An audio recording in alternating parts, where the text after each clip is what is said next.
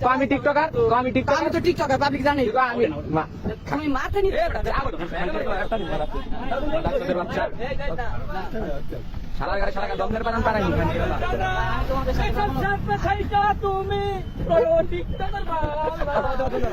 শরীয়তপুরের সোনার ছেলেদেরকে বলতে ভিডিওটা তো আপনারা দেখলেনই।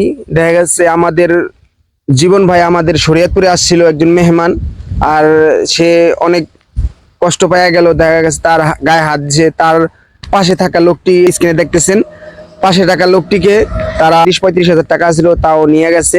কিন্তু শরীয়তপুর এই কাজটার জন্য পুরো শরীয়তপুরবাসীকে সবার কাছে খারাপ বানাইছে। আমি জীবন ভাইয়ের উদ্দেশ্য বলবো, ভাই শরীয়তপুরে সব মানুষ যে ভালো এটাও না, আর শরীয়তপুরে সব মানুষ যে খারাপ এটাও না। খারাপ ভালো মিলিয়েই দেখা যাচ্ছে একটা সমাজ থাকে। কিন্তু তাদের পক্ষ থেকে আমাদের পুরো শরীয়তপুরবাসীর পক্ষ থেকে আপনার কাছে ভাই এটা নিয়ে যে সরি বলতেছি ভাই, আমরা খুবই দুঃখজনক। সবচেয়ে খারাপ লাগলো যে আপনারা আমাদের মেহমানদের মানুষ সম্মান করে, কিন্তু আমরা করতে পারি নাই। কিছু খারাপ পোলাপানের পাল্লায় আপনি পড়ে গেছেন। আমিও একজন শরীয়তপুরের ছেলে, এই জন্য এই ভিডিওটা বানানো হয়েছে।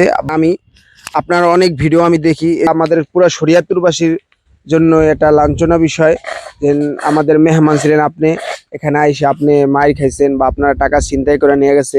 শরীয়তপুরের মানুষ অতটাও খারাপ না, কিন্তু সবচেয়ে খারাপ লাগছে আপনার কাছে শুনলাম যে আপনাদের টাকাটা নিয়ে গেছে, এই জন্য আরো বেশি খারাপ লাগছে।